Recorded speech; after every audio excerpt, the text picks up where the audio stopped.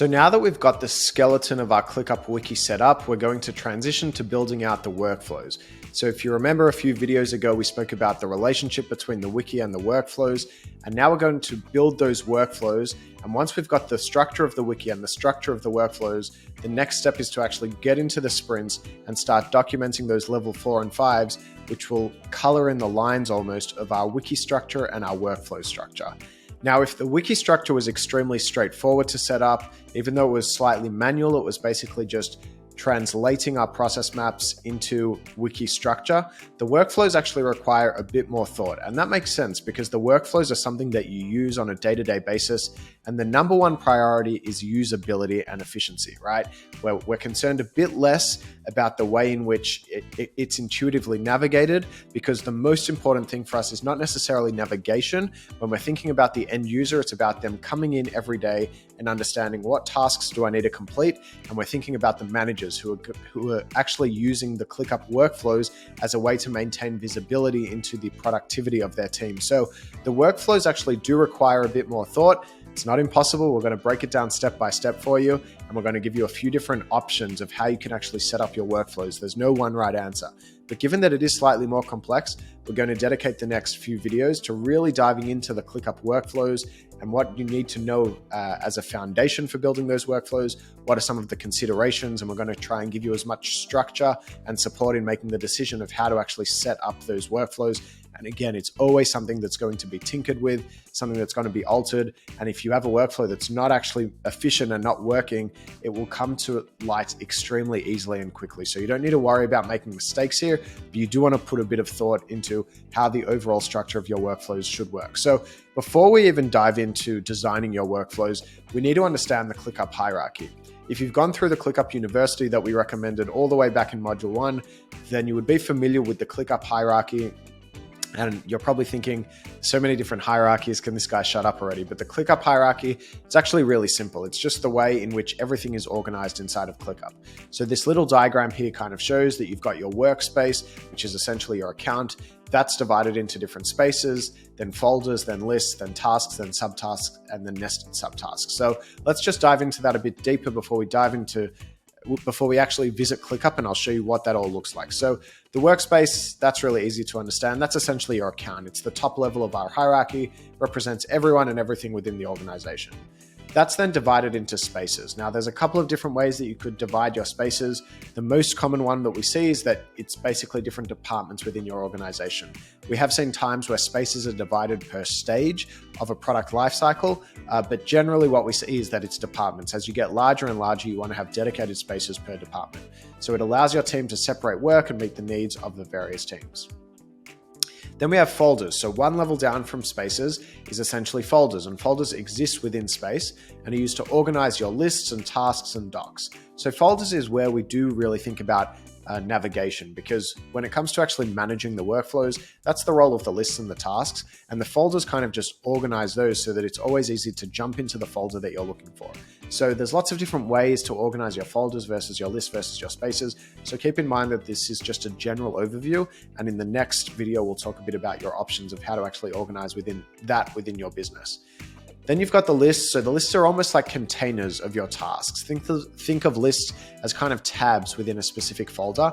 Now, something to note is that you can actually go directly from a space to a list. You don't necessarily need to have the folders that are organizing the list. So you can see that here, that straight from the space, we can go into a list. Although we typically do like to use folders because they just provide a bit more structure and a bit more ease in terms of the navigation. Then we have tasks. So tasks for us are the most important part of the ClickUp project management. These are the actionable items meant to progress from open to closed using statuses. They're also going to be assigned. So task is kind of like the first level that you can actually assign to someone, where you can create all of these custom fields. That is at a task level. So a list level, you couldn't assign a list to someone necessarily unless you just assigned all of the tasks within a list to that person. And then you've got the subtask, and you can keep on going with nested subtasks. So just think of subtasks as basically breaking down a task. So let's actually dive into ClickUp and see what that looks like. I'll show it to you in two ways. I'll show it to you with an established workflow, and then we'll actually create a space that will create all of the different stages of the ClickUp hierarchy together. So In the left sidebar here, you can see all of your spaces. Essentially, this is actually our internal ClickUp. So you can see here that we're looking at 3.0 brand and product management. The next sidebar kind of opens up, and you can go into your priorities, how you want to view all of this. If you've got a larger screen, then these secondary sidebars are really great. If not, then you can always close one or both of them. So you can drag this along, and then you won't be able to see the actual space here. You can also minimize this so that you can only see the space or the folder or whatever it is. So within brand and product management, you can see here that we've got two folders. We've got product name. So let's dive into product name. And then within product name, we then have a list. So 3.1 is a product listing creation. That's actually a list. So that's one of the different ways that we can actually organize it, is that we would have each level 2 as a list. And within this list, you can see that actually I can add a description to the list. So that can include actually an image, an embedded image. So if I go in here, I can actually add a description to the list. So you can see this is a list that we use for creating product listings. Obviously, that wouldn't be my actual description. I can add in an attachment here so that I can actually see the process map here or any other image that is important for me. And then I've got the task level. So the task is 3.1.1, create listing images and upload to Salsify. And then I can go subtasks, expand all, and I'll be able to see the subtasks as well. So you can see here that we've got a couple of different columns, and we can edit these columns based on what we need. So we've got the assignees, so I can assign this to someone in the team. We've got the start date, the due date. This due date is important because then I can go into my home and basically see all of the different tasks that are due for me. We can prioritize this, we can comment. And if I click on the task, you can see that actually a new box opens up. And within this task, we can have conversations. So I can tag anyone from my team. So let's say I tag Stacy and say, what is this, what is the status of this? Or, is anything holding you up with this? So I can actually have a conversation within here. I can assign things to her. There's a lot of depth that we can go into in how to actually leverage all of the different things that ClickUp has.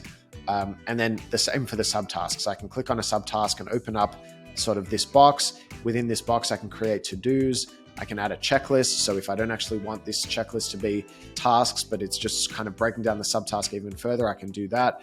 And there's a lot of different things we can do. We're not even going to go into all of the different options with automations and integrations. We're going to leave that aside for this course because we really do want to keep it simple and give you the highest probability of actually seeing success. So let's just look at what it looks like to actually create all of these different levels. So let's say I went in here, create a new space. Let's say Escala course demo.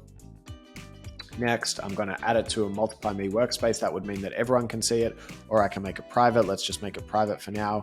I can choose which statuses, which sort of templates I want to use. So there's going to be different templates here. So I can actually see inside of here all of the different status levels that I've got. So let's just use something custom and say we want to add a status. We want to do, we want for, review, and then we want complete. And what we like to do is actually say that complete is in the done column. And then this would be done. So because when you close something, it actually goes away. So let's say we want this to be complete. And then we could put complete as a done status and then done in the closed status. Or we could call this closed as well. The reason being that sometimes we don't actually want something to go away. We also want to see the tasks that we've actually completed. So we can change the colors of these. Anyway, moving on, I can choose which ClickUps I want. I'm not going to dive into all of these. And then let's just go and create this space.